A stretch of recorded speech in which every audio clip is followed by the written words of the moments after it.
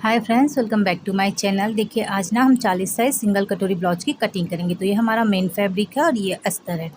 तो कभी भी जैसे अस्तर वाला ब्लाउज होता है ना, तो जो अस्तर होता है उसे धोकर प्रेस करें, उसके बाद ही उसमें कटिंग करें। तो यहाँ पर अस्तर को ना मैंने धोकर प्रेस कर लिया है और देखिए इसे ना इस तरह से डबल फोल्ड करके हम सेट कर लेंगे। तो सबसे पहले तो पीछे पल्ले की कटिंग करेंगे। तो यहाँ पर देखिए, यहाँ पर एक सीधी लाइन बना देंगे। लंबाई हमारी 14.5 इंच है, तो 1 इंच सिलाई मार्जिन लेंगे और 15.5 इंच पर ना लंबाई का निशान लगा देंगे। उसके बाद देखिए जो बेल्ट हमारी है वो 4 इंच है, तो यहाँ पर भी ना 0.25 इंच सिलाई मार्जिन लेंगे और 0.25 इंच पर निशान लगा देंगे। अब देखिए जो हमारा गला डीप है ना, वो हमें पता चल गया कि 10.5 इंच है। अब हम शोल्डर का निशान लगाएंगे। तो यहाँ हमारा शोल्डर ना 16 इंच है, तो उसका आधा करेंगे तो 8 इंच होगा और उसमें से 2 इंच कम कर देंगे, तो शोल्डर हमारा 6 इंच हो जाएगा। अभी हम आर्म होल लेंगे, तो आर्म होल ना हम 6.25 इंच पर लेंगे। अभी देखिए इसका रेडी शोल्डर जो है ना वो 2.5 इंच है, उसमें हम ना 0.25 इंच सिलाई मार्जिन का ऐड करके 3.25 इंच पर निशान लगा देंगे। अब जो हमारी नेक की चौड़ाई है वो 0.25 इंच बची, तो यहाँ पर ना 3 इंच पर निशान लगाएंगे और इन दोनों लाइनों को मिलाकर गोल गले का शेप दे देंगे। अब जो फुल बस्ट है ना वो 40 इंच है, तो 40 का चौथाई हिस्सा 10 इंच होता है, तो यहाँ पर ना इस तरह से तिरछे में टेप को रखकर 10 इंच पर निशान लगाएंगे। कमर हमारी 8.5 इंच है, 34 इंच है, उसका चौथाई हिस्सा 8.5 इंच और आधा इंच ना हम इसमें डाट का ऐड किए हैं, तो यहाँ पर कमर के पास 9 इंच पर निशान लगाए हैं। फिर यहाँ से देखिए 1.5 या 0.25 इंच एक्स्ट्रा सिलाई मार्जिन का ले लेंगे। तो ये ना हमारी एक्स्ट्रा मार्जिन हो गई। उसके बाद देखिए हम कमर में डाट लगाएंगे। तो टेप को यहाँ कमर के पास रख देंगे और ऐसे मोड़ देंगे, सेंटर के पास एक निशान लगा देंगे। तो ये हमारी ना कमर की डाट हो गई। अभी देखिए यहाँ पर आधा इंच इस तरह से निशान लगाएंगे और इसको ना इस तरह से मिला देंगे। अब आर्म होल में शेप देंगे। तो यहाँ पीछे आर्म होल को शेप देने के लिए ना यहाँ से 1.25 इंच पर निशान लगा देना है और इस तरह से पीछे आर्म होल का शेप दे देना है। अब ना हम आर्म होल चेक करेंगे, तो उससे पहले क्या करेंगे, जो हमारा शोल्डर है ना उसे 2 पॉइंट डाउन कर देंगे।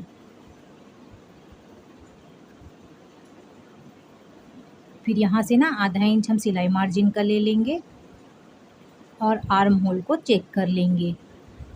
तो इसका जो आर्म होल है ना वो 18 इंच है, तो हमें एक साइड ना 9 इंच चाहिए, तो इस तरह से चेक करना है। तो यहाँ पर देखिए ये ना मेरा कम हो रहा है, 1 इंच आर्म मतलब कम हो रहा है आर्म होल की गोलाई में। तो हम क्या करेंगे, जो ये आर्म होल वाली लाइन है ना उसे आधा इंच और बढ़ा देंगे। फिर वापस से ना यहाँ से 1.25 इंच पर निशान लगाएंगे और आर्म होल का शेप दे देंगे। अब देखिए हम एक बार ना इसे वापस से चेक करेंगे। तो आधा इंच दूर से चेक करेंगे इस तरह से। तो देखिए यहाँ पर ना अब हमारा 9 इंच फिक्स आ गया है। तो इस तरह से ना आर्म होल को मैनेज करना होता है। फिर जैसा है वैसे ही इसकी कटिंग करेंगे। तो बैक पार्ट हमारा ये कंप्लीट है। उसके बाद देखिए हम सामने पल्ले की कटिंग करेंगे। तो यहाँ ना सीधी लाइन बना लेते हैं पहले। फिर इस तरफ ना किनारी वाला कपड़ा है, तो इस साइड भी ना हम पहले एक सीधी लाइन बना लेंगे। तो देखिए ये कटोरी ब्लाउज है, फ्रंट ओपन है, लेकिन यहाँ से ना हम हुकाई के लिए एक्स्ट्रा नहीं ले रहे हैं। उसके बाद देखिए शोल्डर का निशान लगाएंगे। तो जितना हमने पीछे पल्ले में लिया है ना उतना ही शोल्डर सामने पल्ला में भी लेंगे और आर्म होल है ना उसे हम 6.5 इंच लेंगे।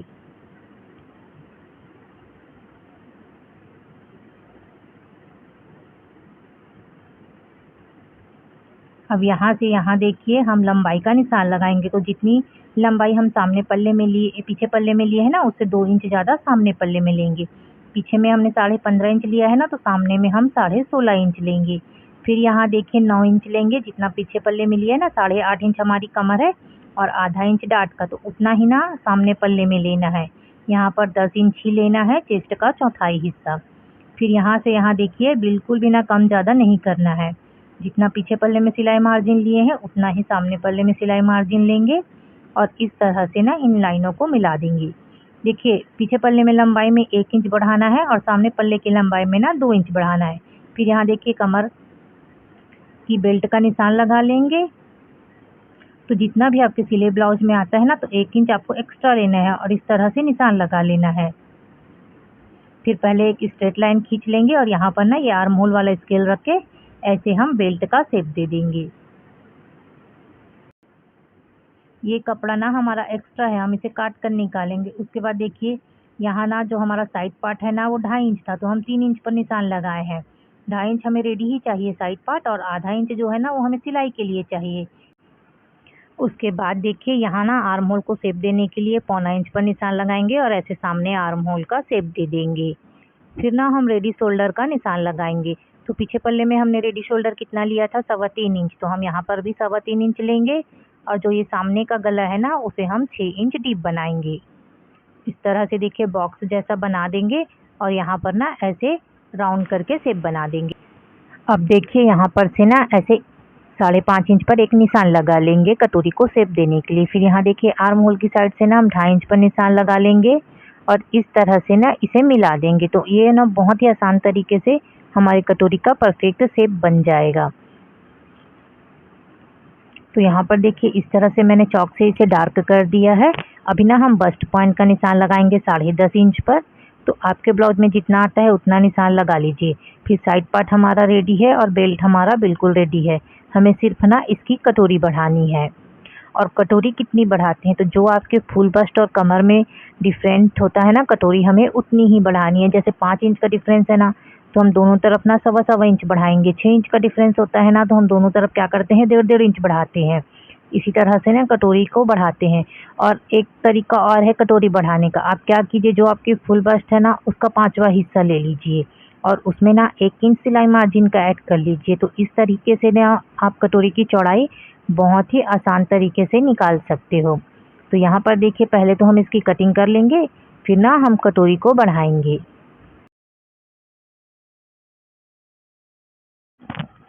अब यहाँ पर देखिए जो हमारा साइड पार्ट है ना, इसमें सिलाई मार्जिन वगैरह कुछ नहीं लेना है। फिर उसके बाद ना हम कटोरी बढ़ाएंगे। तो कटोरी को बढ़ाने से पहले ना हम मेन कपड़े की कटिंग कर लेंगे। तो यहाँ पर जो हमारा मेन ब्लाउज का कपड़ा है ना उसे रख लेंगे और इस तरह से देखिए जो पीछे पल्ला है और जो हमारे साइड पार्ट है उसे ना कट कर लेंगे। क्योंकि ना कस्टमर इसमें बड़ी आस्तीन बनाना बोले हैं, लेकिन कपड़ा ना कम है, तो पहले हम ना इस तरह से कट कर लेंगे, फिर आस्तीन की लंबाई चेक करेंगे। तो यहाँ पर देखिए पीछे पल्ला कट कर लेने के बाद ना हम जो साइड पार्ट है उसे भी रख कर कट कर लेंगे। तो जिधर से ये एडजस्ट होता है ना उस साइड से हम इसे एडजस्ट करके रखेंगे। तो यहाँ पर से देखिए ये आराम से आ जाएगा, तो हम यहीं पर रख कर ना इस साइड पार्ट को निकाल देंगे। उसके बाद ना हम आस्तीन की कटिंग करेंगे।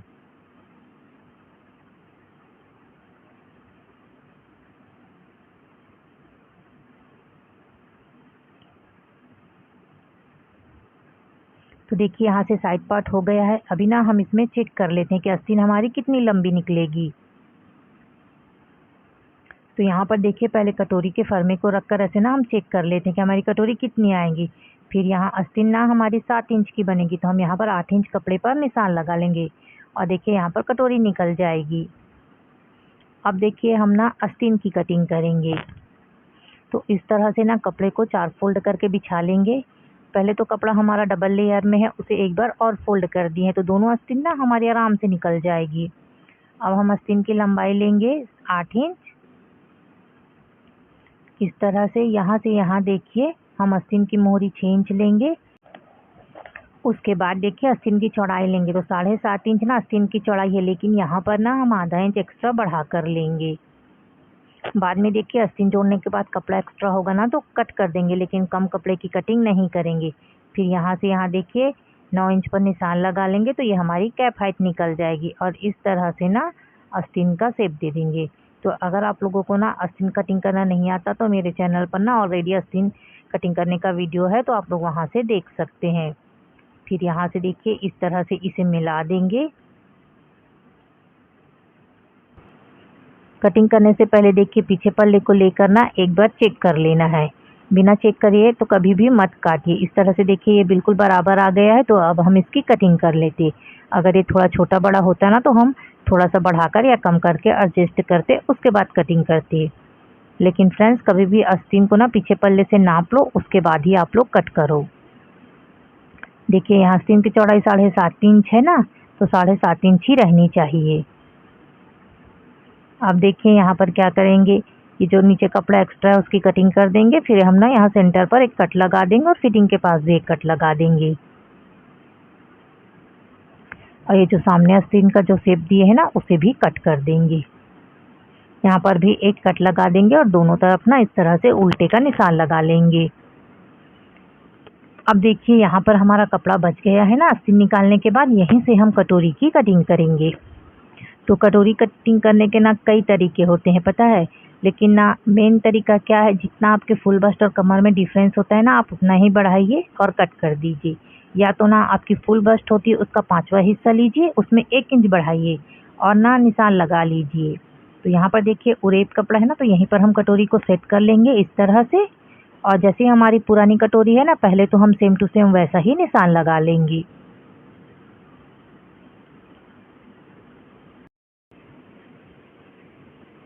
अब देखिए इस साइड ना हम आधा इंच सिलाई का बढ़ा दिए हैं, ठीक है। इस तरफ ना सिर्फ ना मैंने क्या किया है, आधा इंच बस एक्स्ट्रा सिलाई का बढ़ाया है। इसके बाद देखिए मैं क्या की हूँ, चेस्ट का 5वां हिस्सा प्लस 1 इंच, ठीक है। चेस्ट का 5वां हिस्सा होता है 8 और ये हो गया 1 इंच, तो 9 इंच मैंने कटोरी की चौड़ाई ली है। इस साइड से ना मैंने कुछ नहीं बढ़ाया है, ठीक है। और इसको ना इस तरह से मिला देंगे। देखिए जो हुक वाली साइड है ना उधर मैंने कुछ भी नहीं बढ़ाया है, लेकिन ना उस साइड मैंने आधा इंच बढ़ाया है। फिर देखिए इस यहाँ पर नाप का निशान लगा देंगे, फिर इसका सेंटर निकाल लेंगे इस तरह से।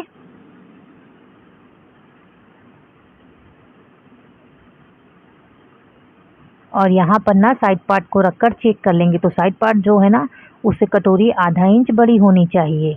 यहाँ पर देखिए एपेक्स पॉइंट हमारा 10.5 इंच है, तो यहाँ पर एपेक्स पॉइंट का एक बार निशान लगा लेंगे और एपेक्स पॉइंट से ना 3 इंच नीचे हम कटोरी को शेप देने के लिए निशान लगा देंगे। ये वाला जो होता है ना फ्रेंड्स, ये आपके चेस्ट का ना 10वां हिस्सा होता है, ठीक है। जितना भी आपका चेस्ट होता है ना उसका 10वां हिस्सा ही रहता है। अब देखिए यहाँ आर्म होल स्केल को ऐसे रखकर ना शेप बना लेंगे। कभी भी अगर आपको समझ नहीं आता ना कि कटोरी की चौड़ाई कितनी निकालनी है, तो बस आपको फुल बस्ट का 5वां हिस्सा करना है और उसमें 1 इंच ना आपको सिलाई मार्जिन ऐड करना है बस। फिर आपकी कटोरी ना एकदम परफेक्ट बनेगी। फिर इस तरह से चेक करके सेंटर निकाल लेंगे देखिए, और ऐसे लाइन बना लेंगे। अब देखिए इस साइड ना हम आधा इंच सिलाई मार्जिन छोड़ दे रहे हैं और हमें 6 इंच की कटोरी बढ़ानी है, तो 3 इंच पर निशान लगाएंगे। सेम ऐसे ही ना देखिए 3.5 इंच पर इधर निशान लगा लेंगे। तो यहाँ पर कितना बचा, देखिए 3 इंच बचा ना। जितना हमारा कमर और फुल बस्ट में डिफरेंस था उतना ही बचेगा। 40 इंच हमारी चेस्ट है, 34 कमर है, उसमें 6 इंच कम किए तो कितना बच रहा है, देखिए 6 इंच का डिफरेंस आ रहा है ना। तो बिल्कुल ना हमें दोनों साइड 1.5 इंच ही मिलेगा। आप 1.5 इंच बढ़ा लो या आप चेस्ट का 5वां हिस्सा कर लो। अब देखिए साइड पार्ट से कटोरी हमारी आधा इंच बड़ी है, तो जब आप सिलोगे ना तो ये बिल्कुल ऊपर नीचे नहीं होगी। और गले की तरफ देखिए मैंने बिल्कुल भी कुछ भी नहीं बढ़ाया है, क्योंकि देखिए जब मैंने ब्लाउज कट किया था ना तो मैंने आधा इंच एक्स्ट्रा ही लिया था, एक्स्ट्रा कपड़ा था उसे, लेकिन मैंने कट कर दिया था। तो इसी कारण ना मैं हुकाई के तरफ बिल्कुल भी कुछ भी नहीं बढ़ाई हूँ। तो ये हमारी परफेक्ट कटोरी भी हो गई है। अभी ना हम कटोरी को कट कर लेंगे और जो हमारी आस्तीन है ना उसे भी मेन कपड़े पर रखकर कटिंग कर लेंगे। तो यहाँ पर देखिए मेन कपड़े को लेंगे तो हमारा आस्तीन बचा है, कटोरी बचा है और जो हमारी कमर की बेल्ट है ना वो बचा है। तो सबसे पहले तो देखिए यहाँ पर हम आस्तीन की कटिंग करेंगे।